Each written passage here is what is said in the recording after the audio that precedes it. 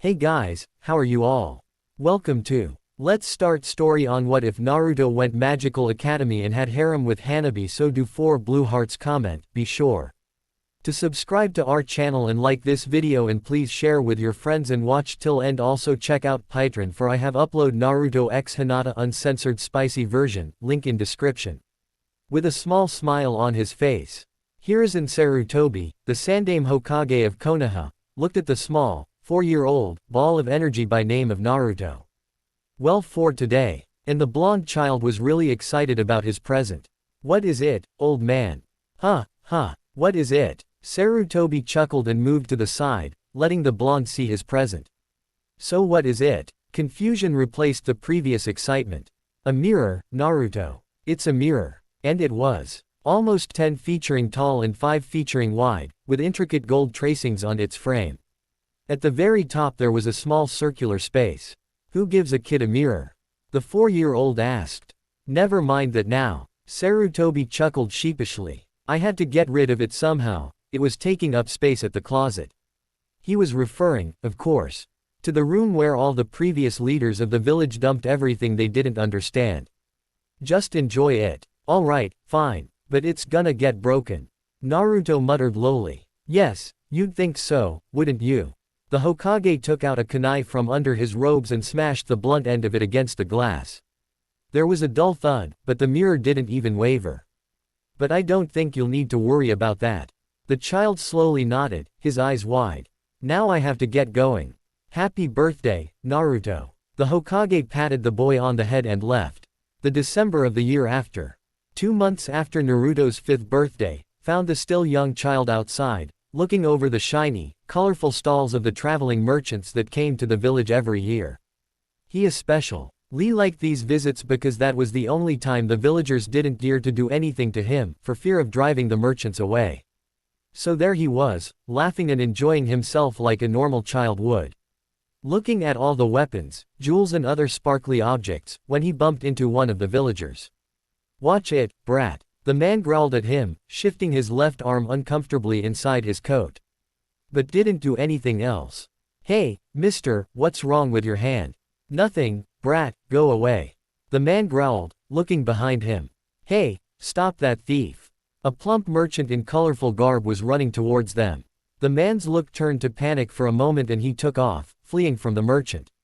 Or, rather, he would, had Naruto not acted on impulse and stuck his leg out, tripping the villager. The moment the thief got a hold of himself and managed to get up, the merchant was on him, squeezing his arm tightly.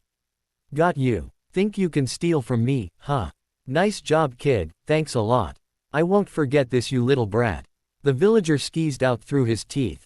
Oh, shut up. Say, kid, why don't you come with me? I just need to drop this stupid fellow off to the local authorities and I'll show you to my stand. I think you'll find something you like there. Thank you, sir, but I don't have any money.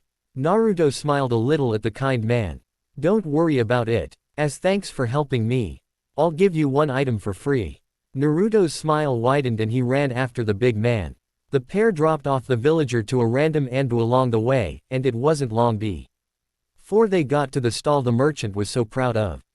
He was one of the jewelers that came, maybe even one of the best. Naruto didn't really know how to tell the difference, but all the items he had for sale looked very well made. He took out a necklace with a tear-shaped amethyst on it and put it with the rest. So, take a look, tell me what you like. He motioned at the jewelry. Naruto stood on his toes and peered at the table.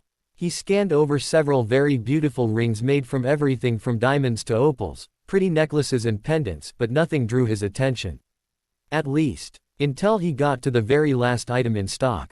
It was at the far corner of the table, and seemed almost separated from the rest. It was a beautiful golden sphere of about 8 inches in diameter, and angra ved with flowing golden vine-like shapes. At the very center of it was a dark sapphire. There, I'll take that. Naruto said after only a moment of thought. Strange you should choose that. Nobody's ever bought that before. I've had it for at least 10 years. But a promise is a promise. You can take it. He thanked the merchant and ran to his house, clutching the sphere to his chest. Entering his house, Naruto took a beeline straight to the mirror he had gotten last year. He looked up, at the circle on top, and then at the sphere. From down there it looked like a perfect match, just as he thought it might when he first saw the engravings, but he needed to be up there to see for sure. The mirror was 10 feet tall. He wasn't even 3 feet. 2. This wasn't going to be easy at all. An hour later, and several falls from various heights, Naruto managed to climb up to the circle using a bunch of chairs and other implements and, having judged why the hell not, put the sphere he got inside it. Pple went through the glass of the mirror, but nothing else significant happened. Sighing in disappointment, Naruto tried to climb down, but his foot caught the chair and the whole construction tumbled forward. The chairs fell in a heap at the foot of the mirror and Naruto's face went straight for the glass. Expecting a solid impact, he was very surprised when the mirror ripped again when he contacted it, and he fell through. The mirror steadied from the final ripple before turning completely solid. He did, however, impact a hard, stone floor on the other side.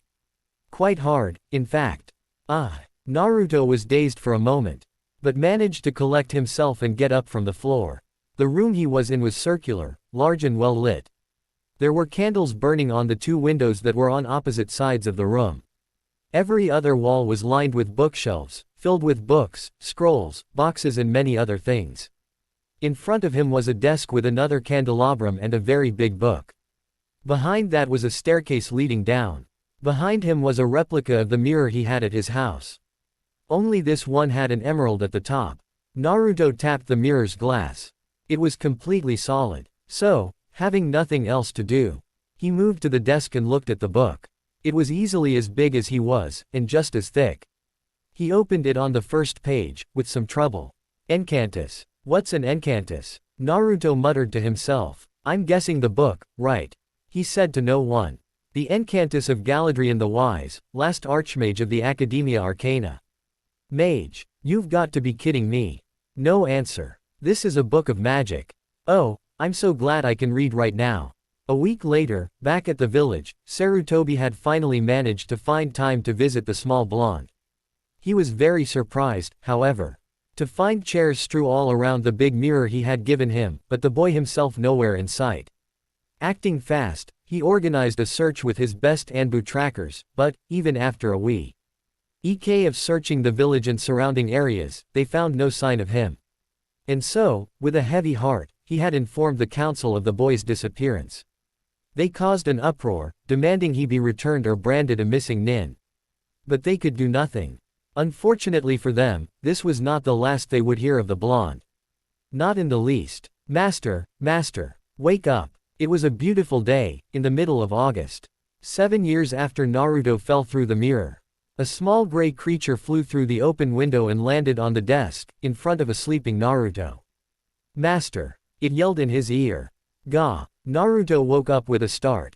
Oh, Kaji. It's just you. Just me. The little creature sounded offended.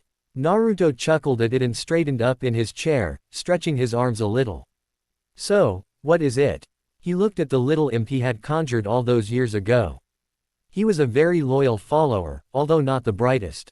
It's the last preliminary RO port. The imps dropped a scroll with a name on the side of it. Naruto grinned a little and put it with the other 7. Excellent, then it's time to start with the second phase. He stood up and walked in front of the table. Naruto had grown during the last 7 years, from a measly height of 3 feet, to an impressive 4 feet. 5. He also ditched the old orange shirt and black shorts combo for an interesting choice in attire. He had pointy black leather boots on his feet and black dress pants. A blue shirt covered his torso, with the top 2 buttons open and the collar pointing upward. The sleeves were rolled to the elbows, showing a silver bracelet on his left hand with an emerald stone in it and 2 rings, one made of black metal and a ruby and the other of platinum and a sapphire on the ring and index fingers of his right hand, respectively. Over that there was a black vest. Around his neck was a pentagram pendant. His blonde hair was slicked back and upward, from the years of running his hands through it. His eyes were as blue as always, but now, from time to time, and especially when he accessed his magic, they would take on an eerie glow. He took the scrolls and put them in his vest pocket, shrinking them so they could fit without trouble, and walked to the same mirror he had inadvertently used to arrive all those years ago. He snapped his fingers and the glass rippled. With a grin, Naruto walked through. After Naruto had disappeared 7 years ago, and the search for him fell through, Sarutobi moved the big mirror, which he was convinced had something to do with the boy's disappearance, to his office. Since then he would occasionally glance at it, hoping that it would somehow reveal where Naruto was hiding. No such luck was to be had, though. And, over the years, even though say glances were getting fewer and far in between. So it came as a huge surprise when the glass of the mirror rippled and showed some kind of library with a desk for a moment, before a blonde teen stepped through the mirror. The teen was wearing a confident grin on his face and, though he was dressed strangely, the old man recognized him instantly. Naruto. Before the teen could blink he was enveloped in a tight hug. Hey. Nice to see you too, old man. How about letting me go now, huh? I still need oxygen to breathe. Sorry. Sarutobi rubbed the back of his hand sheepishly, but a moment after his face hardened. Now where the hell were you? Naruto sighed and motioned to the Hokage's chair. You should probably sit down, it's rather a long story. Magic. You're telling me there's actually such a thing as magic? Yes, there is. Naruto sighed once again. The story really was quite long, and it was made even longer with the Hokage's incessant questioning, but this particular quest. He had already answered 3 times in a row. Magic. Yes, magic. Naruto's patience finally snapped. Actual magic. Or did you not see me come through a blasted mirror? Sorry. It's just a lot to take in. Magic. He muttered again, gaining another sigh from Naruto. Now on to more immediate subjects. What shall you do with the knowledge I've given you? Naruto leaned back in the chair he was sitting, crossed his legs and clasped his hands in front of his face, studying the Hokage. Sarutobi had to give the boy credit, that was an important question. He leaned his chin on his hands and looked at the ceiling, deep in thought. Is it dangerous? He finally said. Everything is dangerous, some things more so than others. But magic, in the wrong, or inexperienced, hands it could be disastrous. How disastrous are we talking here? Destruction of the whole of reality, for instance. Sarutobi nodded, wide-eyed at the mere thought. Then why did you come back? I could understand staying there to protect those secrets. Smart man. Naruto chuckled. And thus we come to the point of the matter. These, he threw the 8 scrolls from his pocket on the old man's desk, enlarging them on the way. Are what I am here for, really. These are reports. The Hokage skimmed over them with practiced ease. They are on several ninja of your village. Well, technically speaking, only 3 of them are actually ninja. He shifted in his chair, leaning forward. I've told you of the glamour and wonder of magic, how respected it was centuries ago, when wizards were more commonplace. The old man nodded. That is what I want to recreate. I want to bring back magic. Naruto's grin grew. And not just for this village. For the world. In a few years' time there will be a special I will be having with leaders of all the hidden villages in the elemental nations, as well as all the daimyos. You will, of course, get an invitation. He added as an afterthought. But I cannot do it alone. I need help. I need students, people who I will teach magic and, when they are ready, they shall in turn teach the next generation. So, in short, I would very much like to talk to these 8 people, and, if they are underage, their guardians. As quickly as possible. He leaned back into his chair. The atmosphere thickened for a while, as Sarutobi was staring right into Naruto's eyes, trying to read his intentions. Naruto's face was set in the confident smirk he had when he came, but his eyes held only seriousness in them. Finally, after what seemed like hours, the old Hokage nodded. And sent Anbu for the people Naruto requested. You realize, of course, that, should they accept, they can no longer be ninja. Of course. And you realize I will be here when you talk to them. Of course. Half an hour later the office of the Hokage was packed. 8 people stood in a semicircle in front of the desk. Behind, the Hokage was sitting on his chair and Naruto was standing next to him, hands crossed in front of him. Choji Akamichi, Enko Mitarashi, Kurenai Yuhi, Hanabi Hyuga, Shikamaru Nara, Ino Yamanaka, Hana Inazuka, and Shino Aburame. Welcome. How do you know our names? Shino asked the blonde. Because I can read minds. Naruto cried out dramatically, throwing out his hands. It's in your files. He chuckled a moment later, motioning to the pile on the desk. Everybody's sweat dropped at him. So why are we here, huh brat? Enko asked, a sadistic grin on her face. Now that wasn't very nice, was it? Naruto raised an eyebrow. I am here to extend you an offer. I asked. To talk with you and your guardians about a special class one have chosen the 8 of you for. What would they be learning? Shikamaru's dad, Shikaku, asked. Now that I cannot tell. All I can, is that it will be more than anything any of you are capable of imagining. I don't know, I've got a pretty big imagination. Ino's father remarked. Trust me, Inoichi. Naruto chuckled. All you ninja tricks are but a party favor in comparison. Really? The Hyuga head mumbled and thought. Oh yes. But, and I do hate to dampen your excitement, they will only be allowed to teach those I have approved of. And why is it that you have such control over these secrets? The Hyuga asked with a slight sneer. Because I am their keeper, Hyuga. Naruto's surroundings seemed to darken as he spat out. You would do well to respect that. But I have heard enough of you. Your incessant interruptions are preventing you daughter from speaking. The person I've chosen. He turned to Hanabi. What say you, my dear? The 10-year-old girl looked at her father for a moment. Why have you chosen me? Why not my sister? Or my cousin? Ah, I'm afraid your sister, although in possession of a large heart, hasn't the temperament to embrace my teachings. As for your cousin, as he is now, he would only misuse them in his own gain, and at the harm of one half of your family. No, although I foresee a change for him in the future. He is nowhere near yet. I do have to point out, though. He turned to all of them at that, should you choose to accept, you will never be able to return to being ninja again. In fact, I am not sure you would be able to access your chakra at all. Then why should we accept? Kurenai spoke up for the first time. Why should we sacrifice our dreams for something we have no idea about? My dear, what I am offering is the most wondrous thing you could imagine, and, in a few years' time, the whole world will know it. You have a chance to become some of the most powerful individuals in existence. But it is your choice, of course. Do keep in mind that you 8 were my first pick. I would not have chosen you if I did not think you had great potential. They have power. Hiyashi butted in. No, Hyuga. Not yet, at least. Potential. He turned to the Akamichi pair. Have you decided, Choji Akamichi? The plump teen looked at his father. I'm sorry dad, but I've never thought I'd be a good ninja. To hear that someone has so much faith in me. It's all right, son. The big man smiled and patted the boy on the head. You can go. Choji hugged his father and went to stand behind Naruto. Enko Midarashi. The woman had a thoughtful look for a moment. Will this power you're offering be enough for me to take my revenge on someone? Her hand grasped her shoulder. Naruto made a note of that.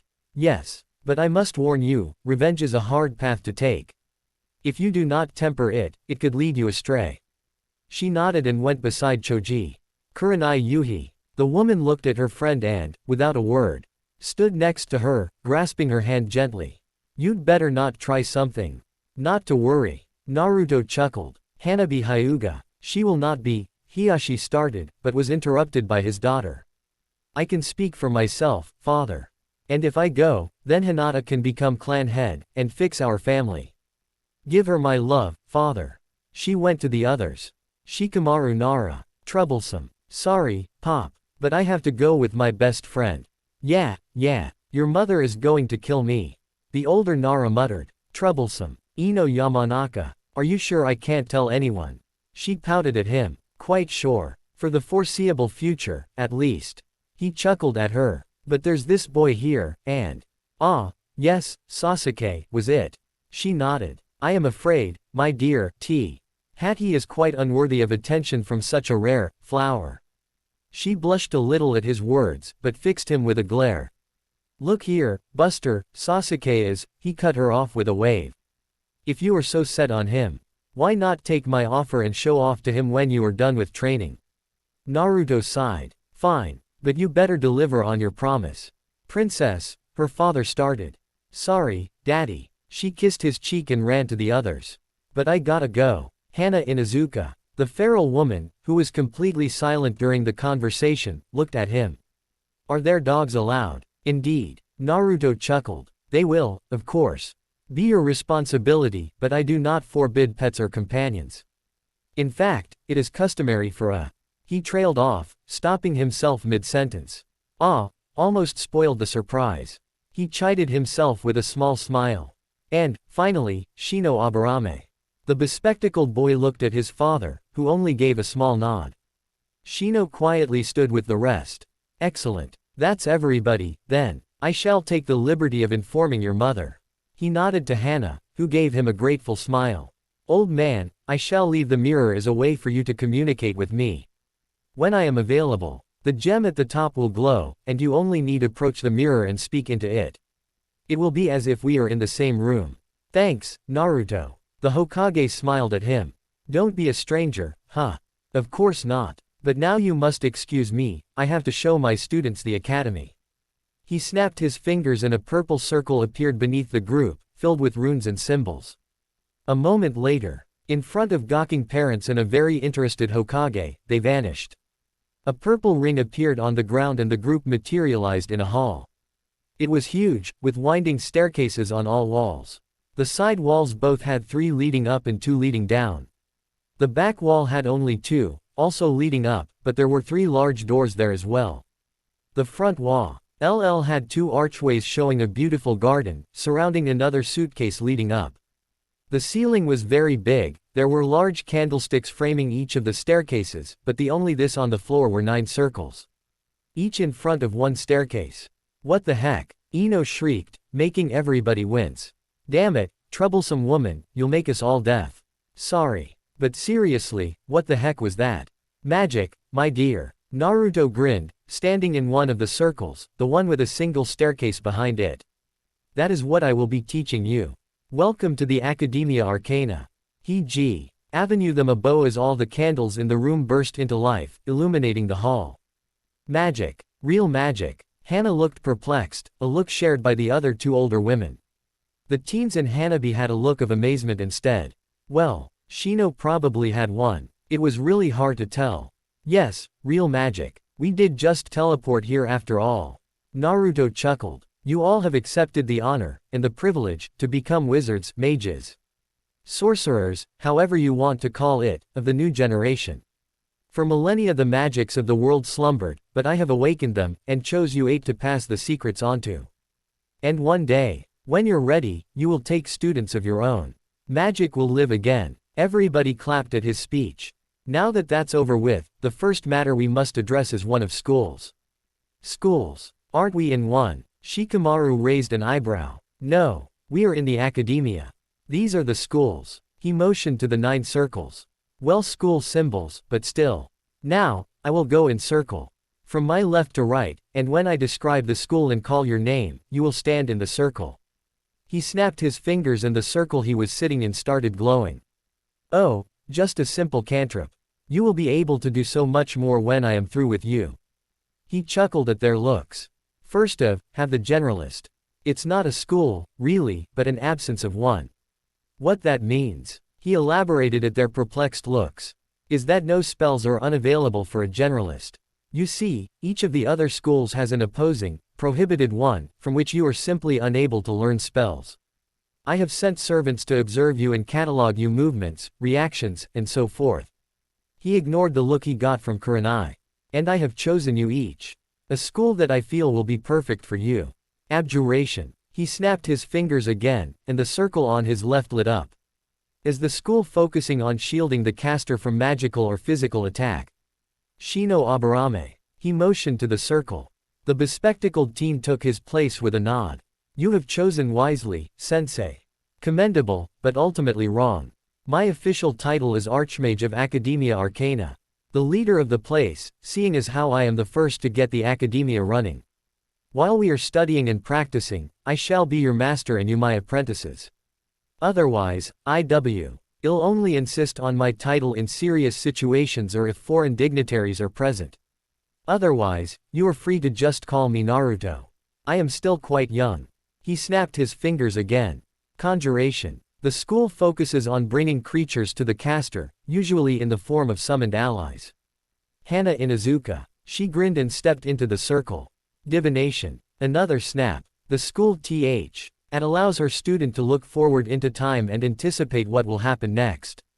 Although mostly used for information gathering, it has some spells that help the caster in combat. Ino Yamanaka. Ino smiled at him and skipped to her circle. Enchantment. The spells of this school allow casters to gain control of another creature, or imbue a recipient with special properties. Shikamaru Nara. You really do know us. This doesn't sound all that troublesome. The lazy teen slowly moved to his circle. Evocation. Naruto chuckled. The spells of this school manipulate energy or create something from nothing.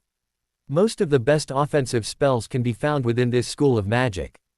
Hanabi Hyuga. I agree with your assessment, master. She took her place with a graceful nod. Thank you, my dear. Illusion. The school that alters perception to create images of unreal things, or to disguise real things. Kurenai Yuhi. Thank you, master. She gave him a small bow and stood at her circle. Necromancy. The school with the power to manipulate, create and destroy life. Enko Mitarashi. Yeah, I got the best school. Suck that, pedo snake. You're going down. Naruto chuckled at her exuberant personality and Kurenai shook her head with an amused smile. And finally, transmutation. The school with spells that transform the recipient or his environment, either subtly or obviously. Choji Akamichi. The plump teen nodded and took his place. That's all. Are there any questions before we proceed? Yeah, I got one. Shikamaru raised his hand. What are we now? I have told you already, apprentices, what are you? Oh, of course. How silly of me to forget. There are 5 levels of skill. The first is apprentice. At that level 1 will be watching all your exercises and experiments, since you are still new to magic. And can very likely destroy all life as we know it. The students shared a look of unease, which Naruto completely ignored. When I feel you're ready, I will give you a rest. Should you pass it, you will be upgraded to the status of sorcerer. At that point, you will still be studying under me, although with much more freedom to experiment and learn on your own. I will so be sending you on some tasks after that point. Later, and after another test, you will become wizards. It is at this point that you will stop being students, and become mages in your own right. It is also at this point you can start taking students, although most tend to wait until the next step, but I am afraid I must insist. Everybody nodded at that, understanding. Afterward, you will gain the level of mage. The tasks I will be sending you on will, of course, grow in difficulty along with you. The final level is high mage, my current level. It is at this point that I would normally say the best among each school of magic to become the head teachers, with the title of Grand Master of their chosen school. But seeing as how I am very short on manpower, you will gain that title when you reach the level of wizard. Understood. Nods. Excellent. The next item on the agenda is unlocking your mana. Sit down, lotus position. He paused a moment to allow everyone to follow his instructions. He walked into the middle of the circles, standing in the center of another, larger, rune on the floor. You all know how to access your chakra, and that will help us greatly. Without that, this could take days. Focus on your chakra, on that large pool of energy that rests inside of you. His voice was soothing to the meditating students. And immerse yourself in it. All 8 of them started glowing. Nicely done. Now, one last part. As the power is surging through your system, speak the words, Accesso Arcanum. Accesso Arcanum. He repeated the words, and soon after the others started muttering them, louder and louder. Accesso Arcanum. Accesso Arcanum. Accesso Arcanum. They yelled and were enveloped by a soft blue glow that shot up. The runes on the floor reacted and changed the color of the glows. Purple for Shino. Dark orange for Hana. Dark blue for Ino. Green for Shikamaru. Black for Hanabi. Light blue for Kurenai. Red for Anko, and brown for Choji. Excellent. You can get up now. You have unlocked your magic. Congratulations. They got up shakily. Master. Hanabi called. Yes. I can't turn on my Byakugan. Ah. I was afraid of that. Naruto said sadly. I am afraid that you have, indeed, lost access to your chakra, and with it, any bloodlines you possessed. I am sorry. Don't be. Hanabi said. This is better. Stronger. I feel. Yes, much the same reaction I had when I unlocked my mana. I will give you a moment to collect yourselves, and to memorize your staircases. He motioned around the room. After that, follow me. He turned on his heel and walked up the lone stairway behind him. Hands clasped behind his back. 10 minutes later they found him leaning on the wall up the staircase. This is the Hall of Generalists. He greeted them. All school halls are the same. So I will be using this one to show you. He stood up and started walking in a slow pace. To my left is the school library. It only contains books and scrolls to do with your respective school. So if you want anything else you will have to go to the main library. On my right is the classroom you will be using to unlock the mana of your future students, and to teach them. It will expand and contract to accommodate the number of students, like all other rooms in the academia. Next are the male, he motioned to his left, and female apprentice barrack, to the right. Normally you would be sleeping here. One of the doors opened to show several bunk beds and a dresser besides each. But I think it's better to just give you the Grandmaster chambers.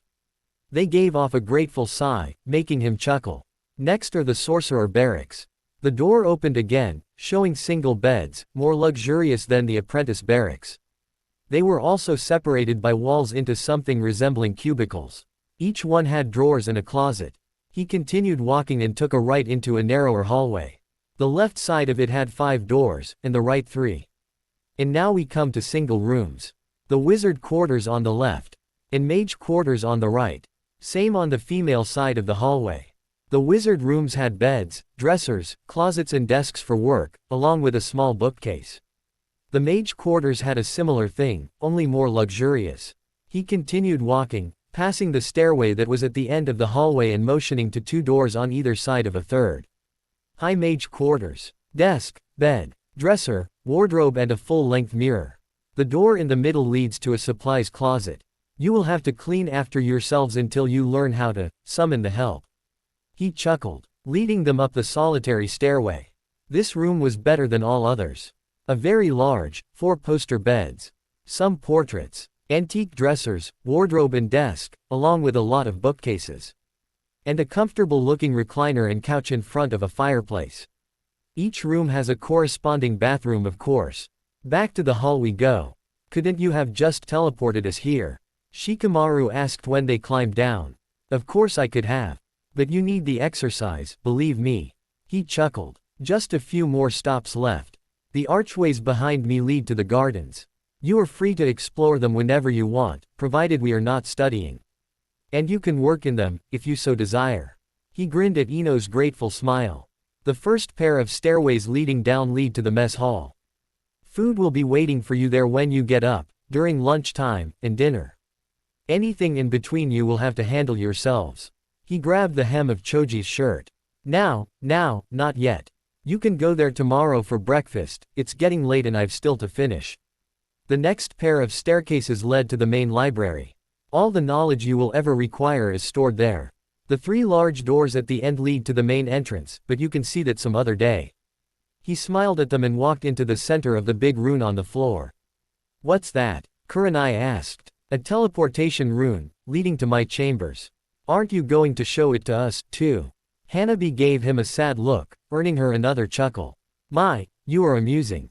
Tell you what, when you learn how to activate the rune, you are welcome to visit. But for now, Magnus. A rumble came from the mess hall staircases and a big, humanoid shadow appeared. It stepped into the light to reveal a tall creature made of metal. This is Magnus, a metal golem. Just one of many interesting things you will be able to do by the end. If you need anything, feel free to call him. You called, Master. It spoke in a deep, gravelly voice. Yes, make sure our new residents have hot water and that the beds in the Grandmaster quarters are made.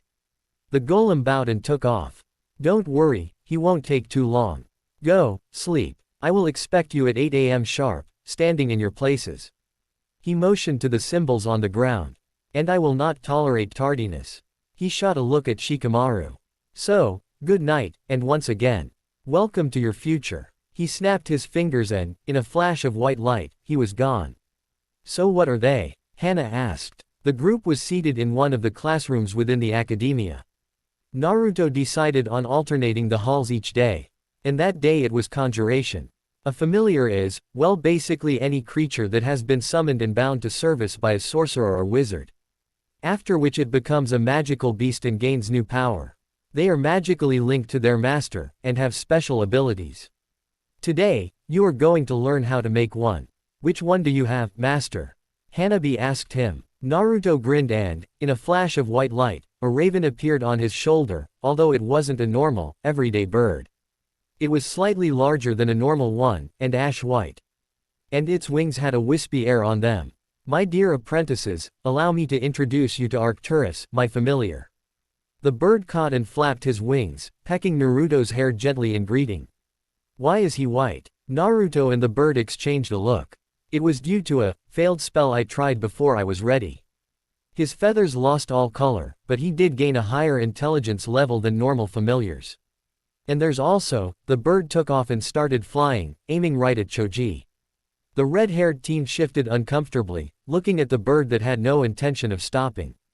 Just as it was about to slam into him full force, it turned wraith-like and flew directly through the teen, giving him a cold chill but nothing else.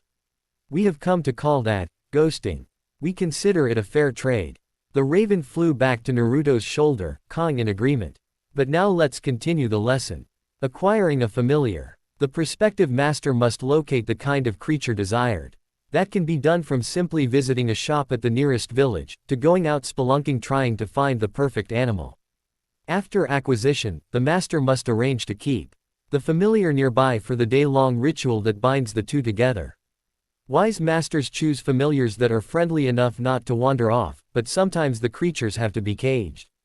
As for the rituals, there are various kinds, ranging from a few gestures and chants to some drawings sketched on the floor around the pair, all repeated necessarily at intervals throughout the day. The ritual will fail. And do take a special note of this, if the intended familiar is hostile or unfriendly to the master, or has been charmed into amiability in any way. He paused for a moment to allow questions. What kind of animal can be chose? Shino asked, adjusting his glasses. Any kind, really. There are some creatures that have been considered, custom for a wizard to have, and so have been used frequently before, but anything can do. Yes, including insects. Naruto answered the teen's unasked question. Shino nodded and sat back down. Next, the empathic link. Familiars and their masters share an empathic link with one another that allows them to communicate, albeit in a limited capacity, at a distance of up to 1 mile. As your skill grows, there is a chance that the distance will, as well. Only general emotional contact, such as fear or curiosity, can be communicated. Also, seeing as how familiars naturally see the world in a different light from their masters, some misunderstanding in translation is always possible. That is one of the things that will take time and effort to perfect. While not hampered by line of sight, the link is a supernatural ability, so it ceases to function in an anti-magic field. It also does not cross planar boundaries. This link makes the familiar an extension of the master's being, which means that when a familiar has been somewhere or experienced something, the master has the same connection to it as the familiar has. What happens when the link is broken? Does the familiar turn back into a wild animal? Ino asked. No, of course not. That would be both stupid and highly problematic. The familiar returns to the plane it was summoned from. He waved his hand and Arcturus disappeared in a flash of white light. Of course, there are penalties when the link is violently broken. Such as, Shikamaru raised an eyebrow. You see, the familiar is unable to actually, physically die. When it sustains enough damage, it will simply disappear. You will take some damage. And won't be able to summon it again until the next day, but it will be good as new then. The same happens when the link is broken by someone else. And how do you send it back? The next question came from Anko. Yes, I was coming to that. The final part of the lesson, dismissal. Sometimes, a master will wish to be rid of a familiar, usually because they have suffered some debilitating injury. Or because the master simply wishes to acquire a new creature. To dismiss a familiar, the master simply wills it so, breaking the link that binds the two.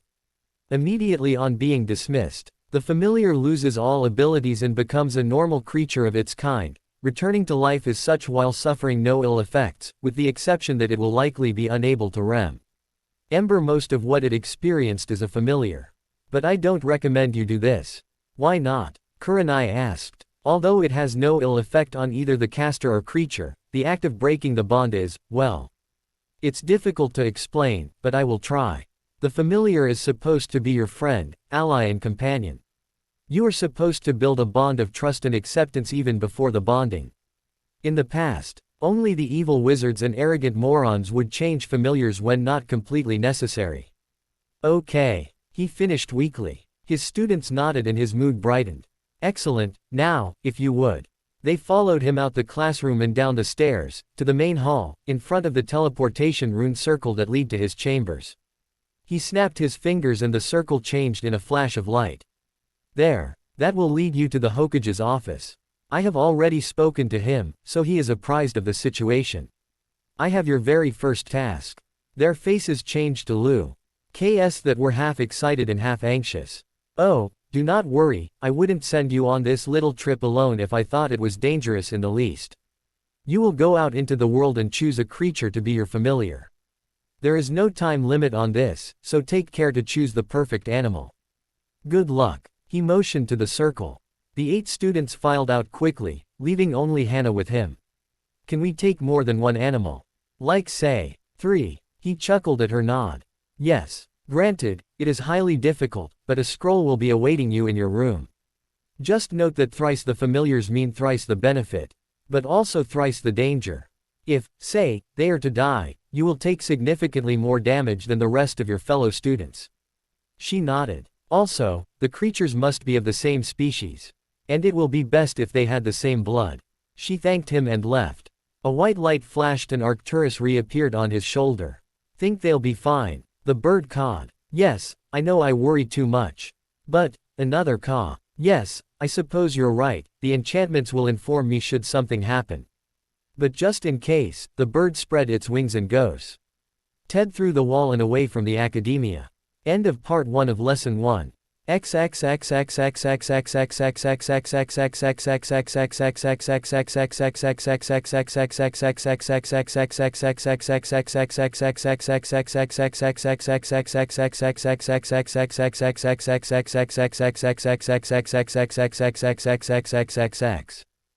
Years. At times, the students Barel.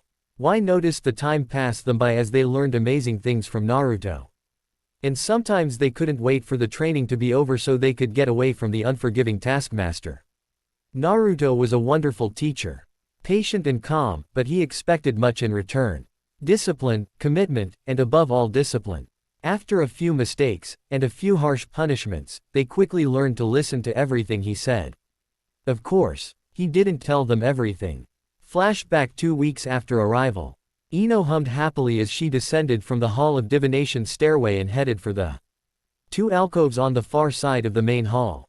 Although Naruto had said she was free to work in the gardens if she wanted, she wasn't able to find the time for the first 4 weeks living at the academy. So she was really looking forward to the day off their master had given them. She gasped when she cleared the decorated arches. The gardens were beautiful. 2 paths from the archways lead to an end circle with a beautiful fountain in the middle, with 4 vines entangled in the middle, and black, red, blue and green water coming from each, meeting in the basin and returning to its colorless form. 4 benches were positioned around the fountain, each looking at one of the faucets, and each matching the watercolor. Above each of them was a Japanese maple tree, with the branches grown to lean over the benches. 2 brooks were framing the pathways, coming from the wall, and leading to a small pond beyond the fountain. A beautiful, twisted and very big tree grew halfway out of the water.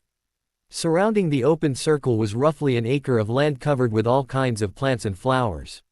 She recognized the ones she saw on the left, roses, tulips, pretty standard stuff. The ones on the right she had never seen before.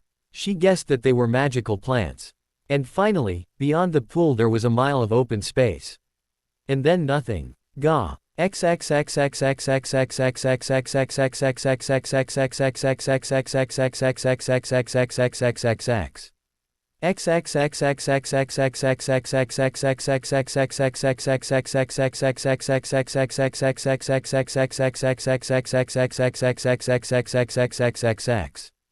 Gah. Shikamaru was climbing the stairs from the main library, carrying so many books he couldn't even see where he was walking, when the Yamanaka's scream startled him, making him drop them all to the ground.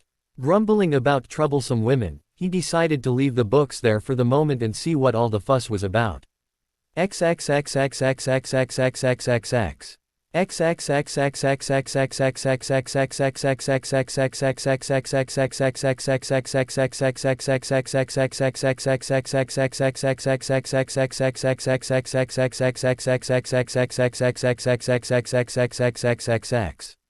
Walking to the open plain in the gardens, he stood next to the gaping Ino and looked in front of him.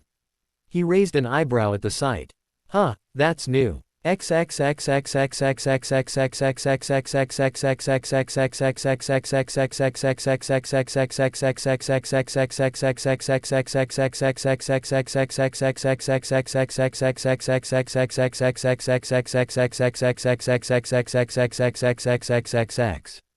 Choji was spending his free day in the mess hall, catching up to all the meals that he skipped over the weeks. Naruto had explained to him that, seeing as how he was unable to use chakra anymore, he didn't need to bulk up on calories. But still, a habit's a habit. So he was finishing off his third sandwich for the meal when the scream echoed through the room, making him choke on a piece of tomato. He coughed it up and stood, taking his food with him, to see why somebody was interrupting his snack time.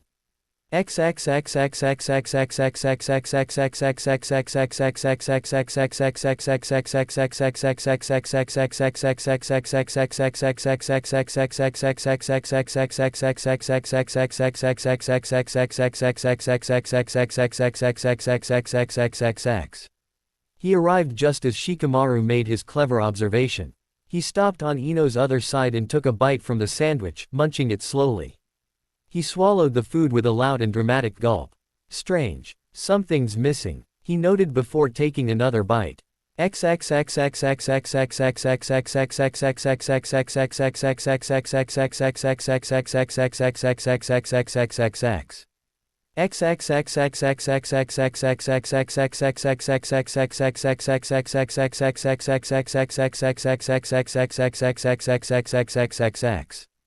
Since losing his chakra, Shino found it slightly more difficult to communicate with insects, as if his skills in that area were rusty.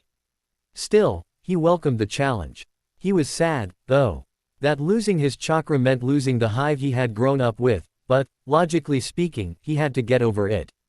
Granted, it wasn't as easy as that. With that in mind, he decided to spend his day in the gardens, looking through the plants and honing his insect communication skills. He saw Ino pass him without even a glance, to which he gave a small, hidden pout. He wasn't invisible, damn it. Yet, with that thought he turned back to the buzzing. He was shaken out of that yet again by the blonde's scream.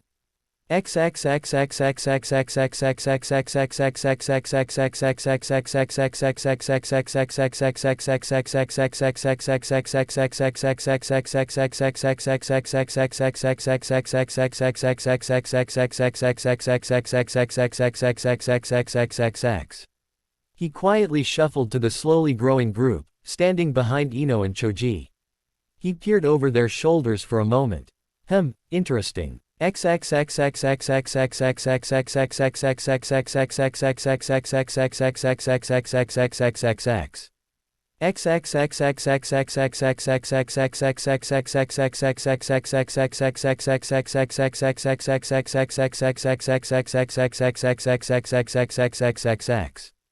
Hanabi Hyuga was in the main library, looking over the books on teleportation.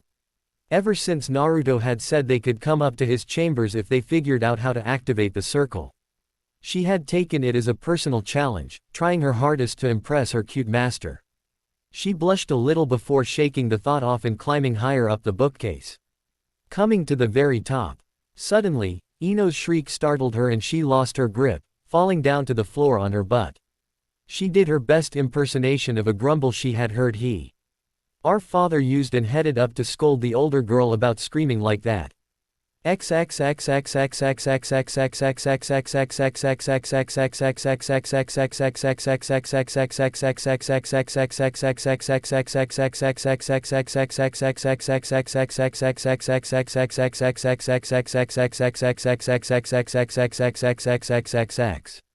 She came up behind Ino and Shikamaru her best approximation of a scowl on her face. Pausing for a moment, she decided she needed practice on the grown-up expressions. I mean, Master wasn't much older than her and he could pull them off effortlessly.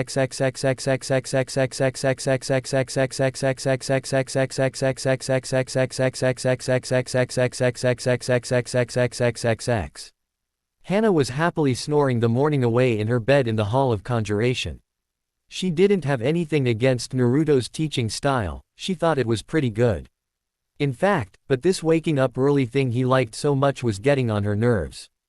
It had to go, interrupting her dreams of running, fields and bones, something she blamed her Inuzuka heritage for. Was the same loud yell that startled everyone else in the tower. She stretched her arms above her head, with a half-pouting half-annoyed look and went to find whatever the hell was yelling at shut it up.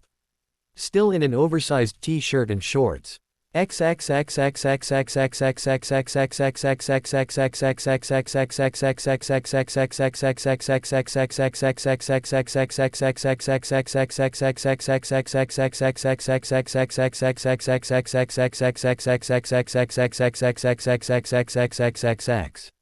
Fixing her best cross look on her face as he marched to the field at the end of the gardens, fully intent on giving whoever was yelling that early in the morning a very stern scolding.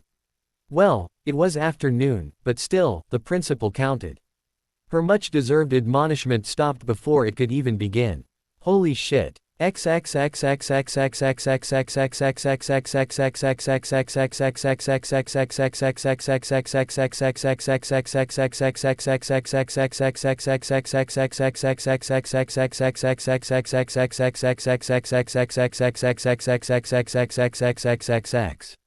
Kurenai and Anko were spending the day together. Curled up on the couch in Kurenai's room, each at one of its ends. The purple-haired woman grinned slyly and, looking at the fire in the fireplace, scooted closer. Kurenai gave a small smile on the other side and did the same. Putting her hand on Anko's lap. Just as the two started leaning, the shriek happened. The two oldest students shared a look and decided to put a hold on their previous activities and see what was going on outside.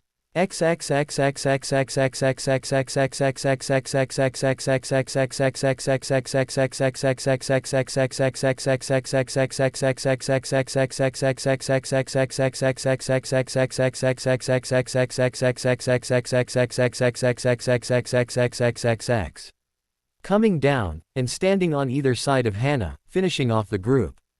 They looked at what everyone was gawking. Anko grinned and Kurenai raised an eyebrow. That's so awesome, the purple-haired woman yelled, getting a giggle from her raven-haired companion.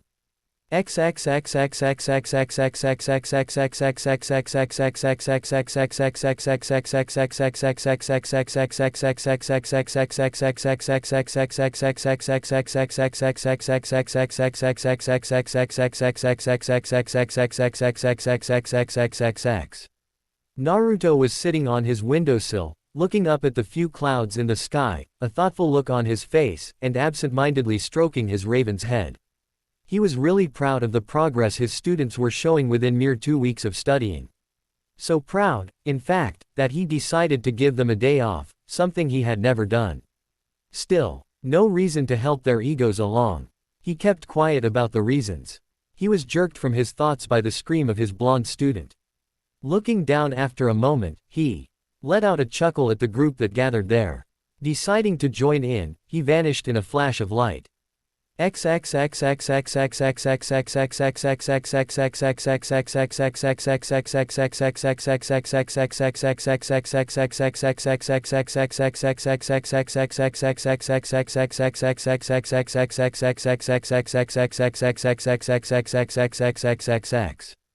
Hello my dear students. What's going on? All heads snapped to him with varying looks on their faces, making him chuckle again. Damn, he did that a lot around these guys. What do you mean, what's going on?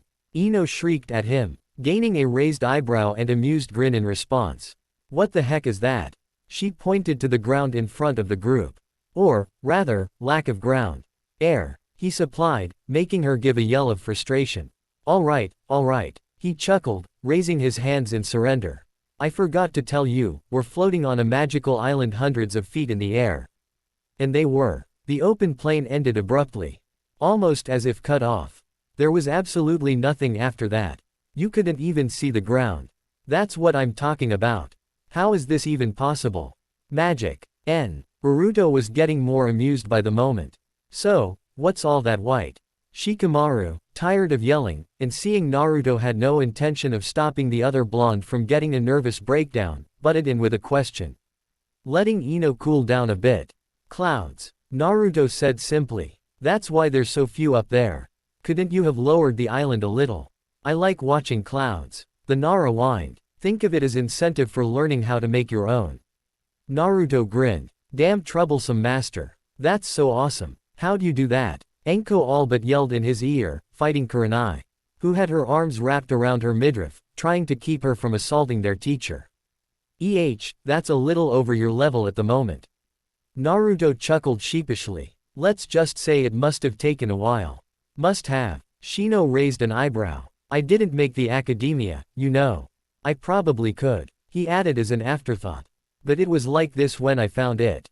He gave them a moment to take it all in. Come on, you have your last free day for who knows how long. I don't think you want to spend it staring down. You could get dizzy. With that, he teleported back to his study, letting his students slowly go back to what they were doing before. Flashback end.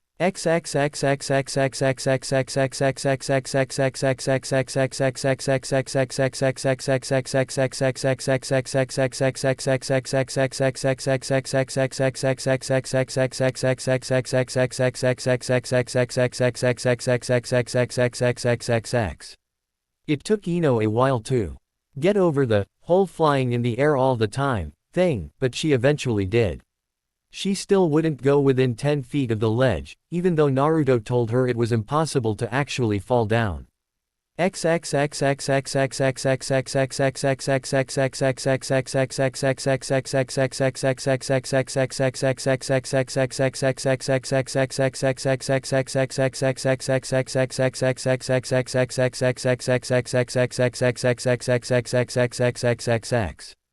Naruto was looking over a scroll Kaji had brought him in his study, rubbing his chin in though. Arcturus was resting comfortably on his golden perch by the window. Suddenly the gem above his mirror flashed, and Sarutobi appeared. Hey, Naruto, are you there? I'm here, old man. He stood up and walked in front of the glass. Good. Tell me, are your students available for missions yet? They had talked about this a few times in the past. Naruto firmly stated that apprentices would not be allowed to go on any tasks except those he explicitly supervised. Sarutobi tried arguing with him, but it was no use, he had no choice but to listen to Naruto.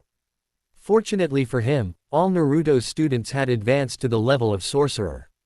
But only the journeyman level quests. The two had classified the missions the mages might get sent on.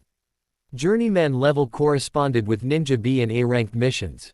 Next was the expert level, corresponding with S-ranked missions. And finally there was the artisan level, which was used for all unknown situations. Naruto was hesitant about the unknown, he still hadn't managed to map out all the movements of magical races throughout the millennia. They had also discussed the rates. 500, 1,000 and 1,500 gold pieces, respectively.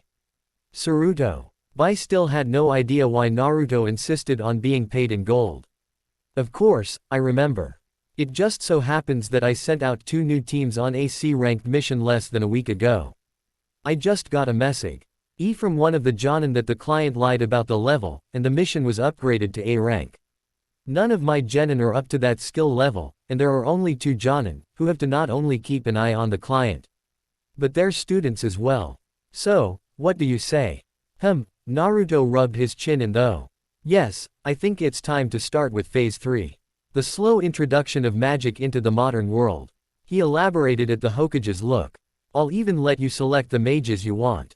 Payment upon completion. The old man nodded. Well, the teams I sent were Team 7, consisting of Sasuke Uchiha, Sakura Haruno, Hinata Hyuga and Kiba Inuzuka. Naruto raised an eyebrow. There was an extra genin. You stole the rest from me. The two shared a chuckle. And Team 9 consisting of Neji Hyuga, Tenten and Rock Lee. The senseis are Kakashi Hatake and Might Guy.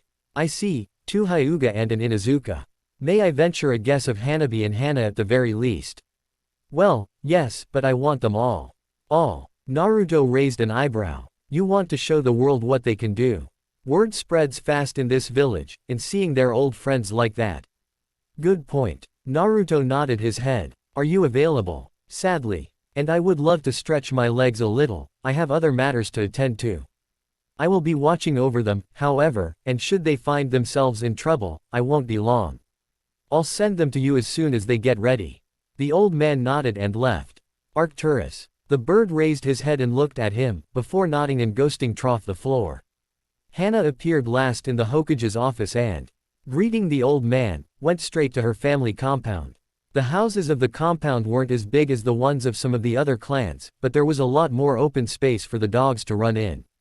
And the owners. Walking into the main room, she hugged her mother Sume, who was sitting there, waiting for her. The Hokage told me you would be coming by today. Hi mom, how've you been? Good. It's been a little lonely here without you, and your brother has been bitching for some time about not being chosen for the super awesome training. You left them behind. Her face hardened and her tone steeled. I did. Hana said with regret. I couldn't pack anything before going, and this is the first time we've been sent out from the academia. How are they? Did you take care of them? They're fine. They were hurt when you left, but they got over it. In time. Now they're really excited to see you again. Numerous thumps were heard coming from outside. Speaking of which, 3 gray blurs impacted with Hana, toppling her to the ground, and 3 wet tongues assaulted her face. Hey, all right. She laughed, hugging her 3 dogs to her. I missed you too, guys. The 3 dogs barked and nuzzled into her hug. Come on, this time you're coming with me. Sume got a bag and threw it to her daughter. Here, there's some food there. It won't last long, but you can probably get more at that academia of yours. Bye honey. She kissed the tattooed cheeks.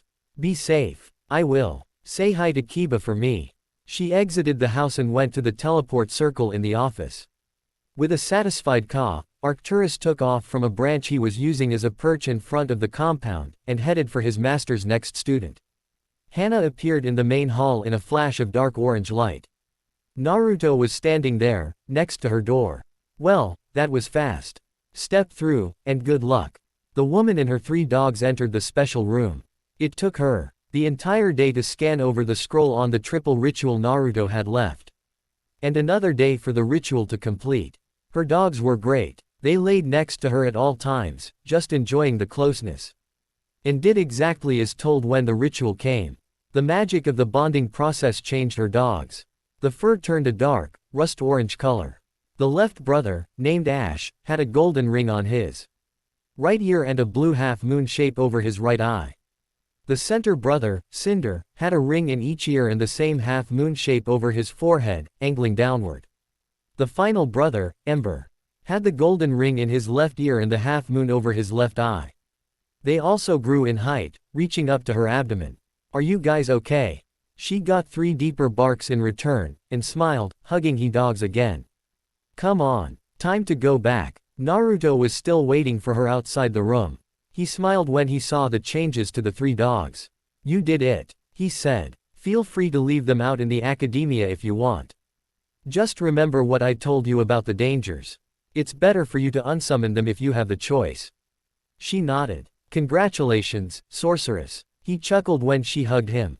Choji left the Hokage's office and, saying goodbye to his 2 best friends Ino and Shikamaru, went towards his clan compound to say hi to his parents. Both his mother and father were waiting for him, enveloping him in a crushing hug as soon as he entered the house. After a few moments of catching up, they took a step back to look over him. My boy, you look great. His father, Choza, said. A little thin around the waist there, though. Choji must have lost at least 30 pounds during the time Has was at the academy. Oh my poor baby. Has that man been starving you? What? No, Mom. Calm down. Master gives us 3 meals a day, as much as we can eat. And I'm pretty sure he knows I sneak in the mess hall at nights. It's just that the things he's teaching us burn up a lot of calories. And he's been keeping us very busy. Oh, okay. Just make sure you eat regularly. His mother smiled. Growing boys need their food. So why are you here? Choza asked. I'm sure your training isn't over just yet. My training will never be over. Naruto said that we are always learning, the only thing that changes is the ease and the amount. A smart man. Choza nodded. So what do you need? I'm looking for an animal for well, let's call it a pet. Well, our clan symbol has always been a butterfly. Yeah, I know, but I don't think the butterfly exactly has the qualities I need. I need something that won't be so easy to kill, something that could help me when I need it. I think I know just the thing. But you'll have to go to the edge of the desert to find it. And trust me, you will know. Choji nodded and left, thanking his parents. It took him a whole day and night to reach the desert at the borders to Suna. When he got there, he immediately found what he was looking for. It was big, gray and with large tusks. An elephant. A few hours spent calming down the giant beasts so they wouldn't stampede all over him, he found the perfect target. A young elephant that had small tusks, just beginning to grow. It was slightly fatter than the others, even eating at that moment.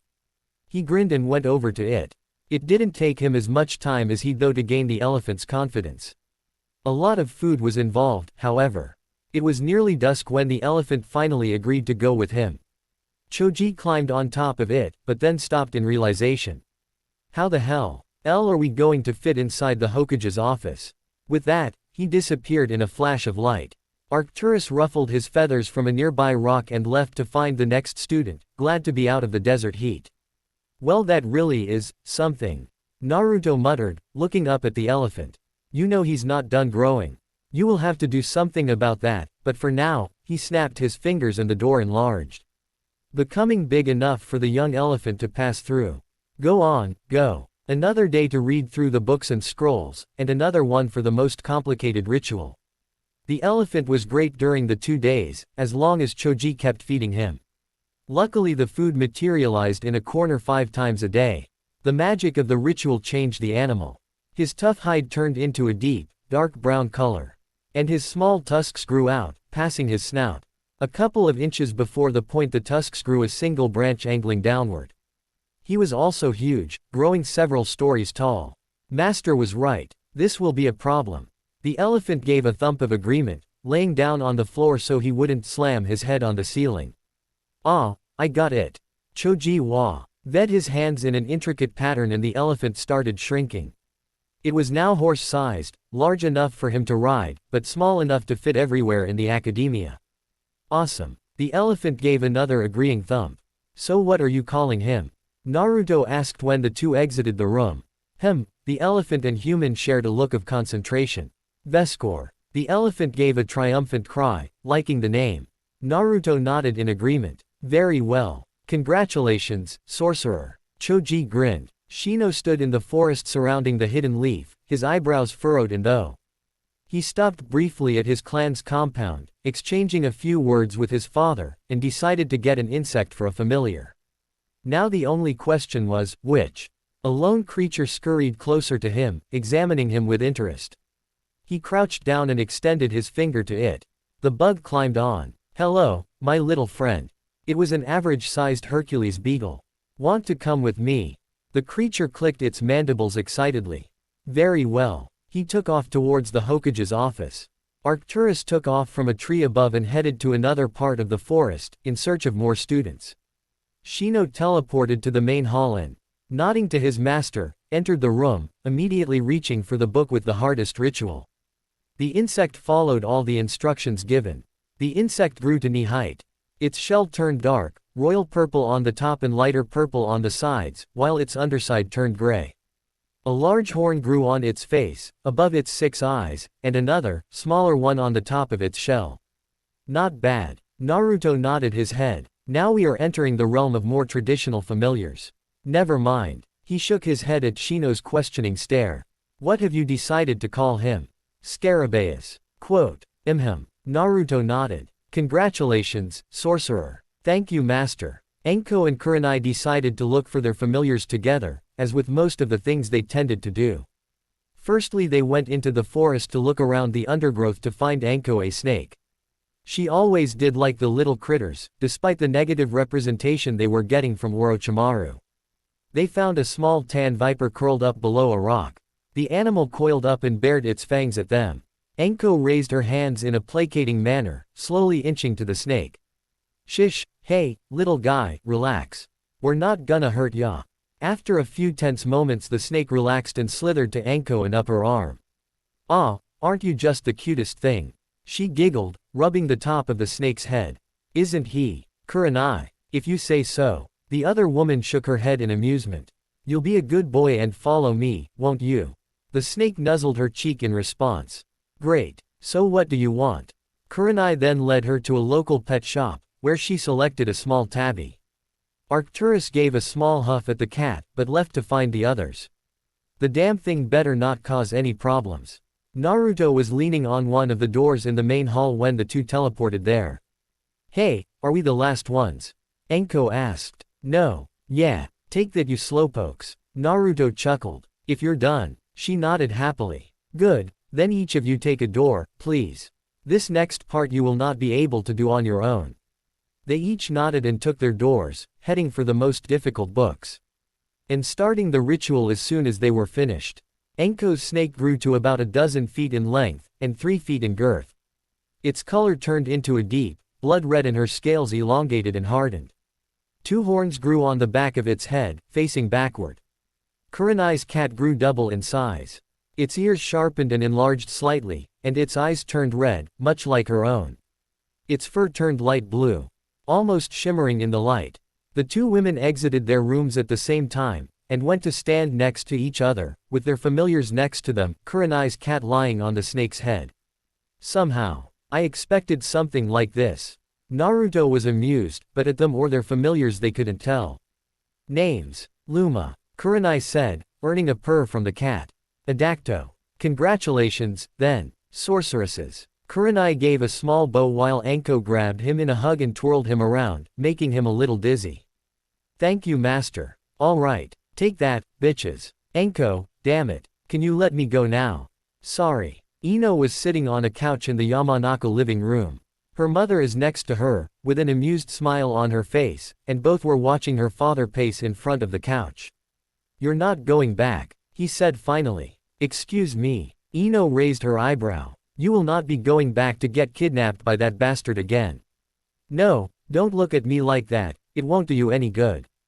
Quote, "Mommy. Sure sweetheart, you can go." "Thanks." Ino kissed her mother's cheek and ran out of the compound. "But honey, don't you honey me Inoichi Yamanaka." He shrunk back from his angry wife. "You'd better believe you're in the doghouse today." Ino was walking through the woods, deep in thought on her future familiar. She'd passed a few boards a while ago, but had disregarded them. She had enough grief from Sakura on that subject.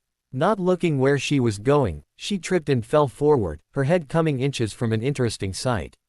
A small, black spider was backing away slowly from a spider wasp. "Yay, get away from the spider." Ino picked up a rock and squashed the wasp. The little spider looked at her and approached cautiously, revealing the red hourglass shape on its abdomen. "A black widow," Ino said in amazement. "Cool. You're not gonna bite me, are you?" The spider clicked its mandibles and climbed up Ino's face, nestling into her hair. "I'll take that as a no. Come on, let's get this over with." Arcturus looked at the rock the wasp was squished under, regretting the loss of a sack, and took off. "I did it," she exclaimed when she appeared inside the main hall. "Yes, I can see that," Naruto said. "I suppose that's why you have a very dangerous spider holding onto one of your locks." She nodded. "All right then, don't let me keep you." She went through the door and picked out the ritual, spending the next day in the bonding. Her little spider changed significantly afterwards. It was huge now, hundreds of times its previous size, and reaching to her knees. Its previous black color changed into a dark blue, and the hourglass on its abdomen a light blue. Satisfied, the two exited the room. "That thing isn't going to bite someone, is it?"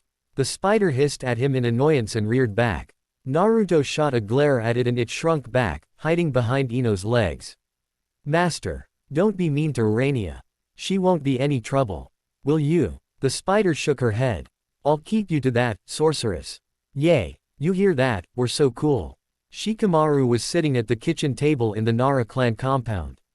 At first he had wanted to just skip this part and go straight to searching, but then realized it'd be far less troublesome if he'd just say hi to his mom. Judging by the bump on his head, he was right. So how's it been? His father asked from the other side of the table, sipping on tea. Pretty good. Naruto can be troublesome at times, but he's a pretty good master. Shouldn't you show your teacher some more respect? His mother remarked. When he can hear me. Yeah, and he did say we could just call him Naruto when not learning. He sent you back for something. A pet, Shikamaru said simply, rather than trying to explain. More like companion. I was thinking something that flies. Hawk, eagle. Shikamaru raised an eyebrow. No, something far less troublesome than that. I was thinking an owl. Shikamaru nodded. There are some around here, right? So I'll take a nap here until then. Maybe watch some clouds. I miss watching clouds. Miss it. Don't you spend the entire day doing that? His mother questioned him. I'm sure you have some lessons outside, you probably sneak a peek every now and then. There's no clouds over there. Naruto calls it incentive. I like this guy already. Yoshino had an amused smile on her face. You would. What was that? Nothing, Mom. That night Shikamaru stood by a tree, silently observing the passing owls. His eyes followed a standard-sized one flying to a hole in a nearby tree. It landed there and put its head inside the hole, letting out a low screech. There was rustling coming from within the tree and another, slightly bigger, eagle owl came out. It snapped its beak at the other owl and flew off. A few minutes later it returned with some king of rodent clutched in the beak. It gulped the rodent and put its head under its wing, ignoring the other owl. Shikamaru smiled at that. For anyone else, getting the owl to stop pretending to sleep and trust them might have been very difficult, but, seeing as how Shikamaru did the same thing, he was quickly returning to the Hokage's office with the bird perched on its shoulder. Arcturus gave an approving caw at having another bird in the academia and flew towards the final student. Naruto SW. Eat dropped when Shikamaru appeared with an owl on his shoulder that didn't even bother waking up when they were teleported there. Well, you found a good match. Shikamaru nodded and entered the room, grumbling at all the books he would have to read. The One just remained asleep during that time, waking up only when it was time for the ritual. The magic enlarged the owl slightly. It was still able to fit on his shoulder. Its beak elongated slightly and sharpened and some of the feathers on its head turned upward, resembling 4 horns, the front 2 slightly larger than the back. The feathers also turned emerald green. The two left the room, returning to Naruto to show their work. Consilia, he said simply, pointing to. Nicely done, sorcerer. The two shook hands. Thank you, troublesome master. Hanabi snuck out of the village gates. She had no intention on facing her father at this time, or any other time, if she had anything to say about that. Still, she was determined to get the perfect animal for her companion. The one she had in mind when their master first started explaining this whole familiar business to them. Maybe master's familiar would like having another flying creature in the tower. The big forest surrounding the Hidden Leaf village had some caves in it, so she had no difficulty finding a bat. Getting its trust, on the other hand, took a whole 3 days of trying. Finally she emerged with a small, gray creature with long ears. Arcturus gave a small sigh of relief and, with a mental message to his master, disappeared back to the familiar plane. When Hanabi appeared in the main hall, cradling the gray long-eared bat gently in her arms, she was very disappointed to see only her door remaining. I'm last. Yes. Don't let it get to you, though. Bats are notoriously hard trusting. So I'm actually quite surprised it didn't take you longer. Besides, this was never a contest. She nodded and stepped through. She diligently read through all the books, like she was told. Before deciding on the most advanced ritual, like all her fellow students. The magic of the ritual enlarged her bat to the size of the average parrot. Its ears sharpened a bit and its fur turned pitch black. Stepping outside, she came to her master and put both hands in front of her, her familiar standing on them, looking at Naruto with interest. Master, may I present to you Siko? Good job, sorceress. The girl's face broke into a wide smile for a moment before she schooled it into a neutral look. Thank you, master. She gave him a small bow. Hanabi, it's okay. Without warning she hugged him, making her familiar shriek in surprise and fly up. She gave him a small peck on the cheek and blushed, running to her chambers. Naruto chuckled as the bat flew after its master uncertainly. Arcturus landed on Naruto's shoulder as he teleported into his study. So that's it, they've all gotten their familiars. The bird cawed, no, I don't think they'll be changing them, they say. Emed to be happy with the turn of events. You're satisfied with them. Another caw. I'm glad to think so. But you're not exactly compatible. Caw. What do you mean? It doesn't matter. She's an owl. You're not. Granted, you're both birds. But, caw. Agreed. Caw. Yes, I suppose magic can do both things. Caw. Of course I would. Just, give it a while, huh? End of lesson 1. The students were gathered in the main hall, waiting for Naruto to appear in a flash, as he normally did. Good, you're all here. He greeted them. Nice clothes. In celebration of their first quest, the sorcerers of the academia agreed to change into new clothes, ones that would reflect on their new skills. Enko was wearing a red armored corset with golden trimmings, the color scheme of her outfit. The corset had shoulders that finished off in points, and on the back there were 2 strips of fabric. The outfit had a tattered coattail flowing behind, with 3 scrolls fixed on the right side and the symbol of her school on the belt. She had sleeves on, with golden bracers. On her feet she had golden boots over red leggings. Choji was wearing a brown robe with 4 clasps on the right side, and brown pointed shoes. The belt had the sigil of his school emblazoned on it, and tan leather bracers with vine patterns were on his hands. Hana was wearing a very dark orange open coat with metal shoulders and bracers. She had fishnet leggings under black shorts and boots, and a tan shirt without shoulders, ending over her breasts. The symbol of her school was on the back of the coat. Hanabi was wearing a black outfit, without shoulders but with a high collar, and a dark gray half-dress. Her symbol was emblazoned on the front of her blouse. Ino was dressed in an interesting dark blue outfit, leaving her belly button, sides, back and cleavage exposed. It didn't have any sleeve, but she did have long gloves on her hands and boots on her feet. The outfit had a long tail, and a strip of fabric at the front, reaching down to her ankles, with the symbol of her school on the end of it.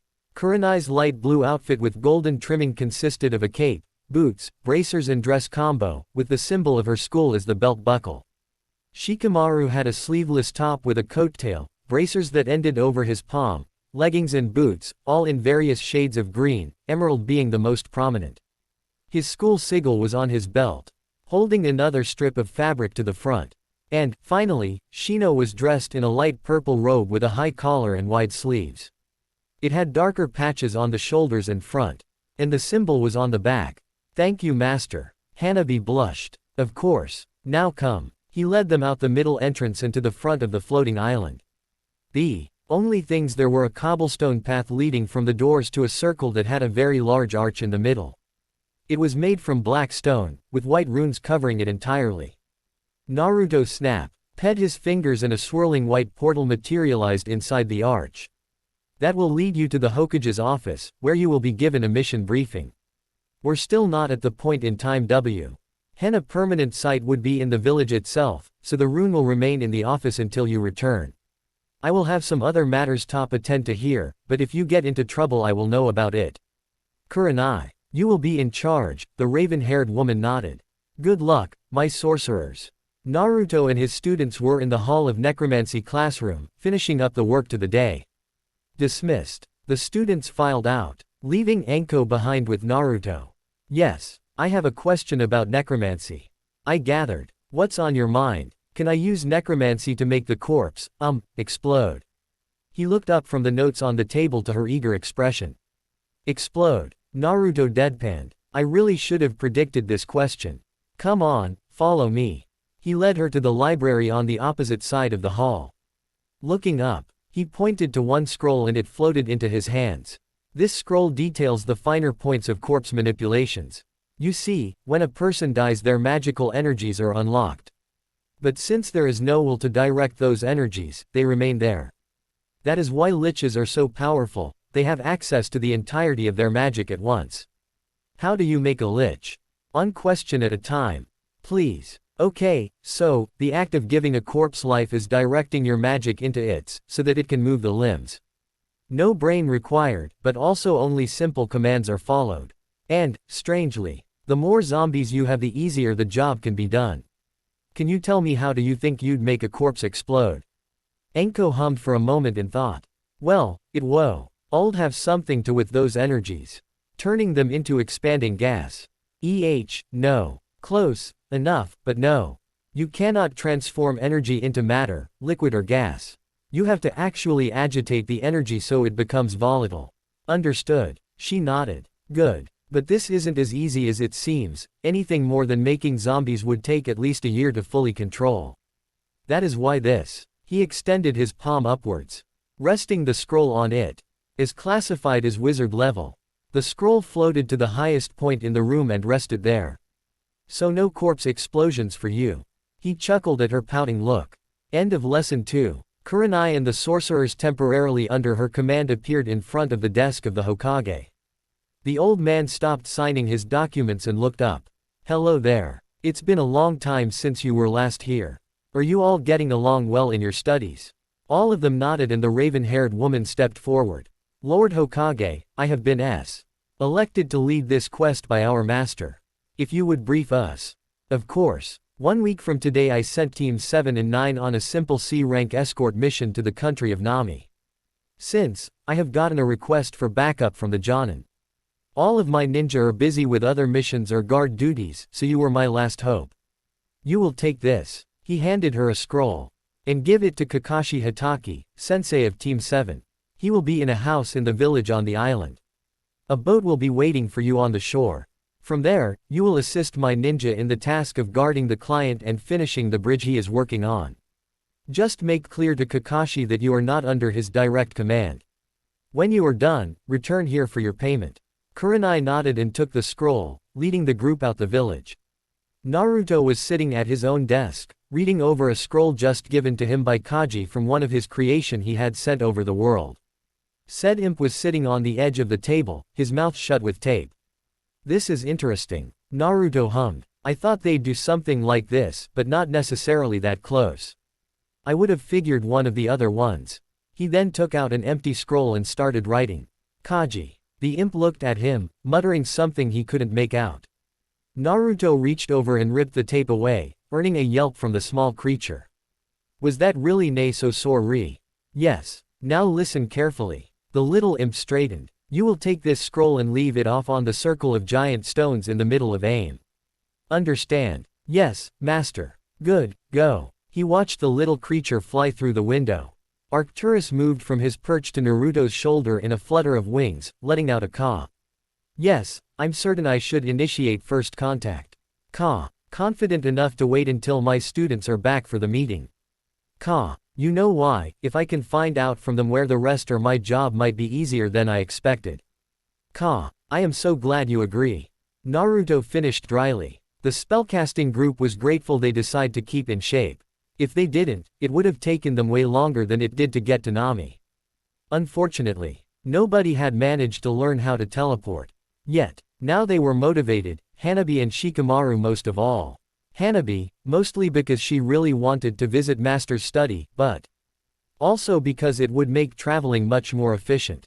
Shikamaru was just lazy. But, as it happened, it was 3 days later that they found themselves in front of the house they were supposed to go. Kurenai knocked on the door. A moment later the door opened, showing a grinning face of the sensei of Team 9, Maida Guy. Guy's grin widened even more, into near ridiculous territories, and he scooped Kurenai into his arms and hugged her. Really, really hard. Kurenai, my youthful friend. I haven't seen you in 3 years. Have you been avoiding me? If so, that is most unyouthful of you. Help. Kurenai groaned, feeling her ribcage begin to buckle. Alright Guy, I think that's about enough now.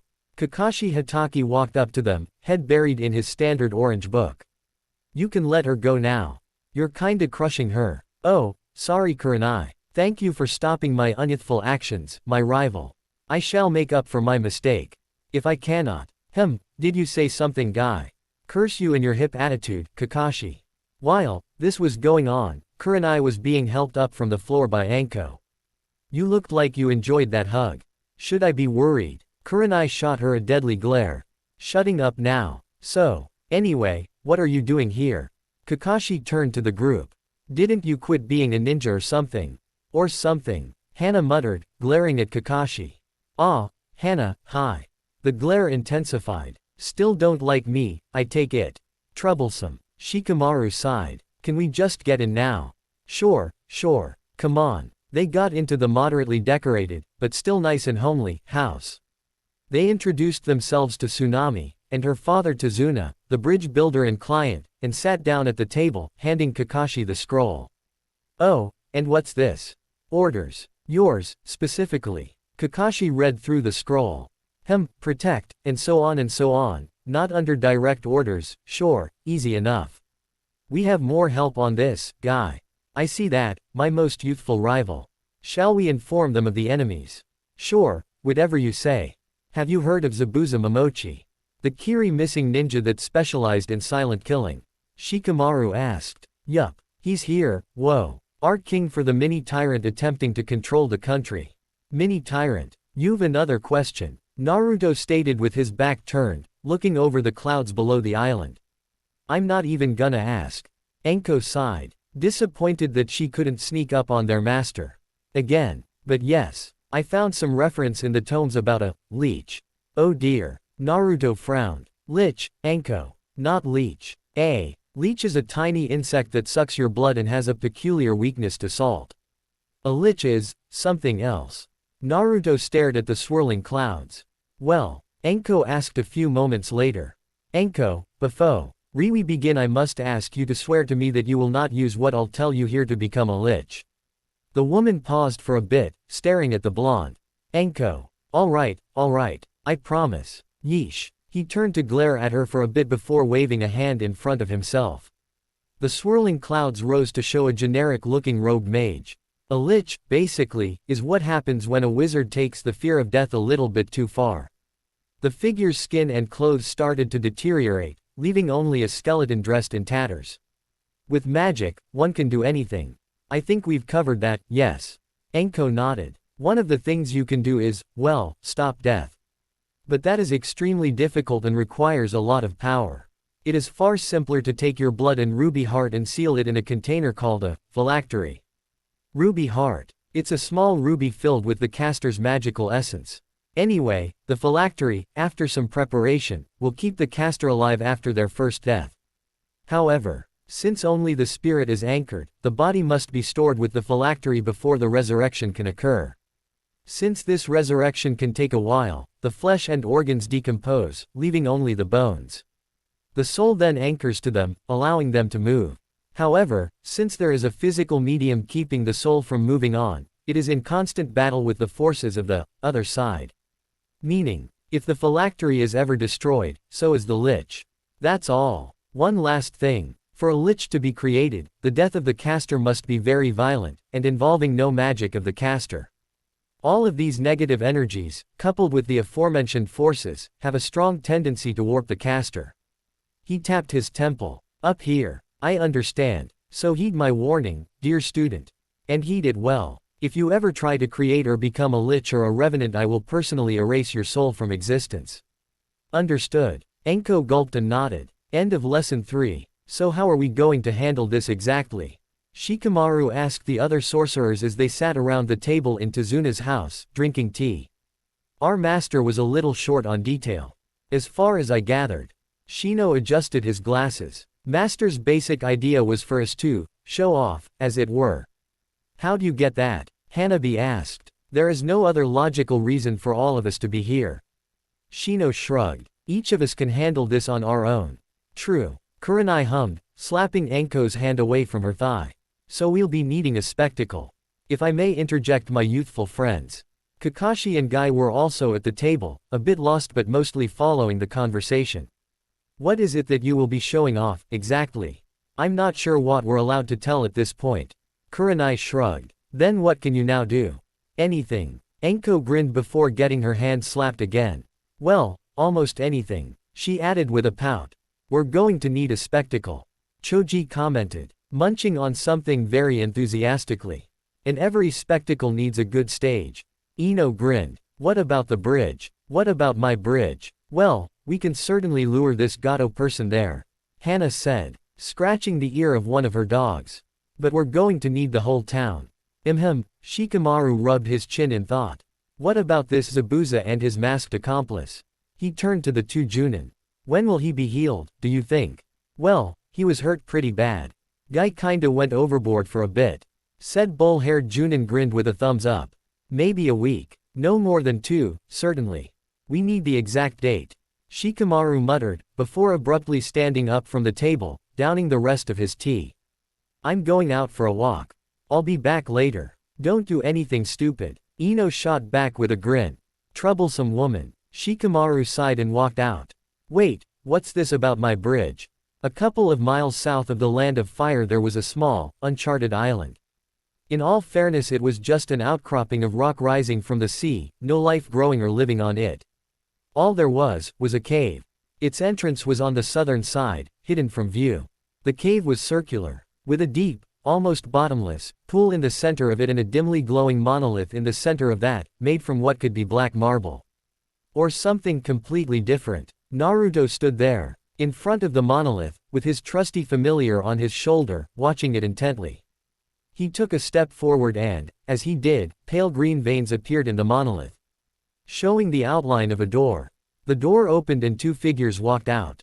The dim glow did nothing to reveal more than their contours. It almost seemed to do the opposite. But Naruto didn't need any light. With just a simple swipe of his hand in front of his eyes, his magic allowed him to see as if they were standing outside. The 2 figures were short, coming to his chest, and very hairy.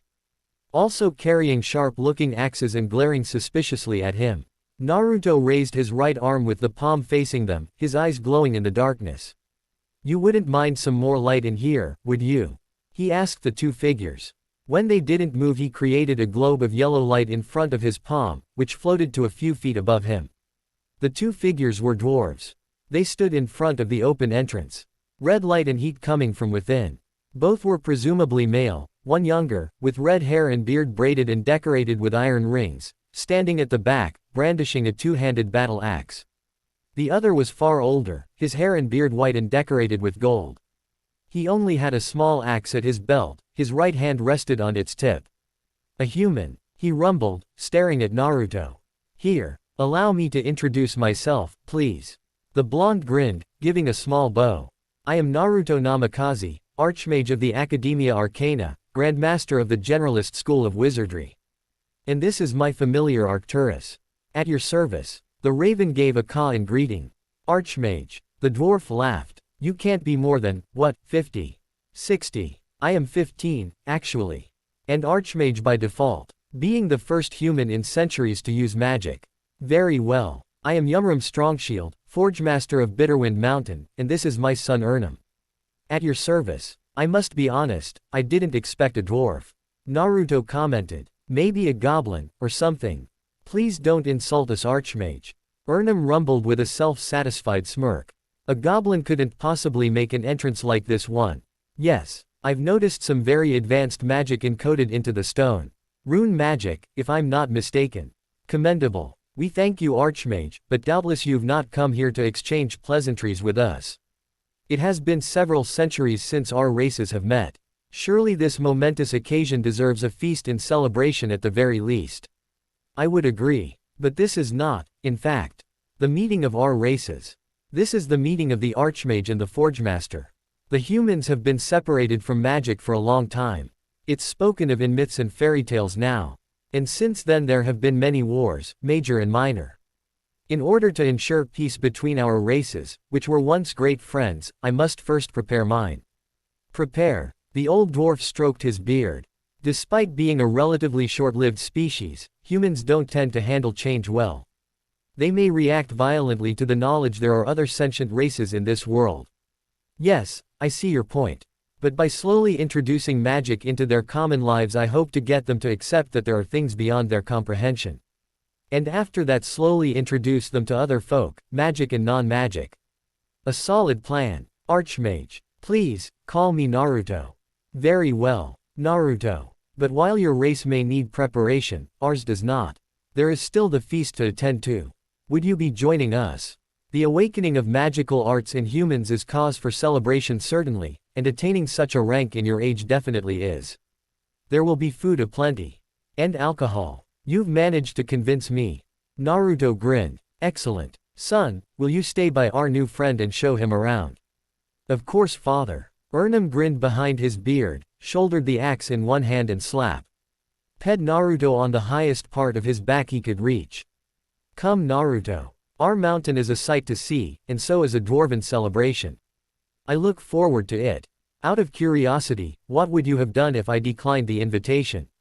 That's no reason to skip a good celebration, my friend. That's it for today, I will stop here.